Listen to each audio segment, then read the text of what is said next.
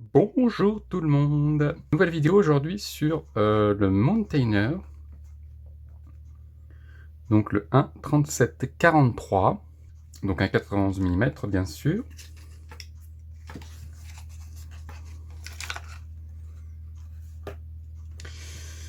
Donc, pour ces dimensions, on a en épaisseur 20,5 mm, il pèse 109 grammes, il a 18 fonctions, et je parlerai du prix à la fin. Donc on se retrouve dans 10 secondes.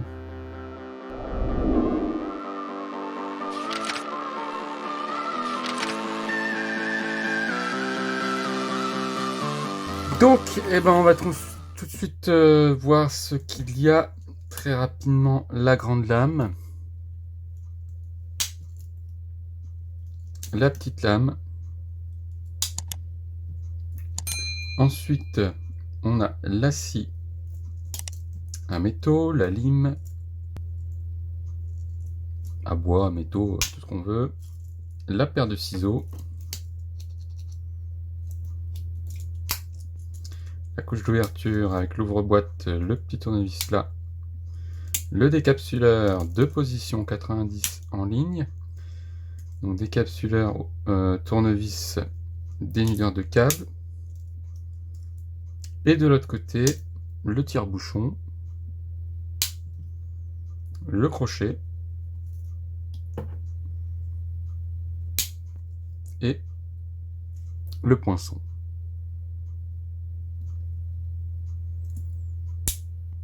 On a évidemment la pince à épiler, la pincette et le cure-dent.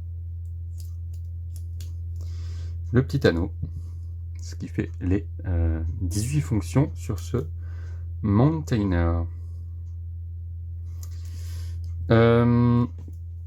Pour ce qui est du prix, il coûte chez Victorinox 44 €.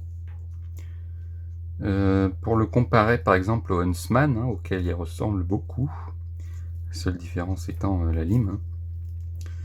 Le Huntsman est à 40 €, donc il est un peu moins cher. Voilà.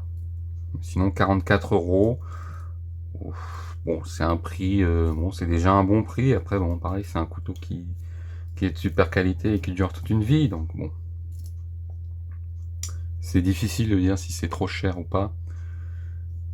Mais c'est quand même 40 balles, c'est sûr. Qu'est-ce que j'en pense? Moi, c'est pas un 91 mm qui est dans mes préférés.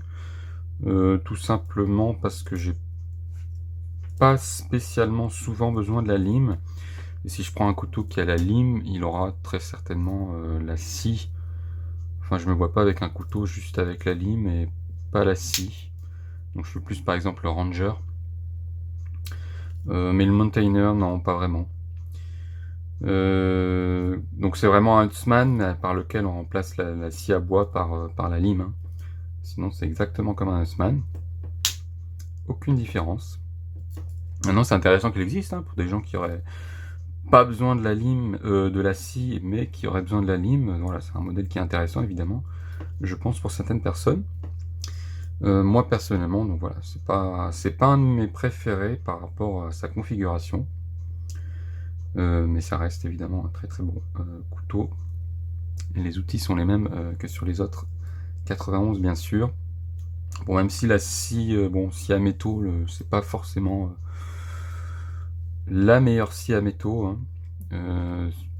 Plus pour scier du PVC, des choses comme ça, ça marche extrêmement bien. Mais sur le métal, c'est un peu fastidieux. Voilà. Donc il ressemble beaucoup à Huntsman, donc comme je dis, un peu plus cher. Bon, c'est pas une grosse différence. Il est un peu plus lourd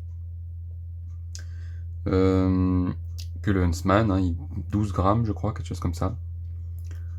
Et l'épaisseur c'est la même à peu près, je crois. Le Huntsman il fait la même épaisseur. Donc voilà. Sinon, oui, donc j'ai déjà entendu, voilà, certains dire pourquoi acheter un Huntsman, puisque avec la lime, la scie à métaux, on peut couper du bois. un peu plus difficilement, mais donc voilà.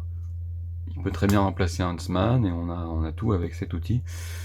Je suis franchement pas d'accord sur ce principe, parce que on peut certes couper du bois avec ça, mais c'est franchement beaucoup plus compliqué et franchement beaucoup plus long.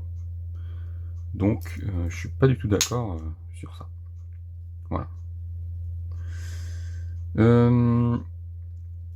Bah sinon c'est tout ce que j'avais à dire sur ce couteau. Donc moi perso, pas voilà, pas forcément le modèle que je préfère dans les 91. Comme d'habitude, n'hésitez pas à me dire en commentaire ce que vous pensez de ce Mountaineer. Si vous avez quel est votre 91 préféré par exemple? Si vous avez des questions également dans les commentaires, n'hésitez pas à vous abonner si ça vous plaît. Évidemment, d'autres vidéos à venir. Finir les vidéos sur les 91. Notamment, il y a le Fisherman, le Angler que j'ai pas fait. Et puis d'autres vidéos évidemment qui arrivent, d'autres choses. Donc prenez soin de vous et à la prochaine. Bye bye.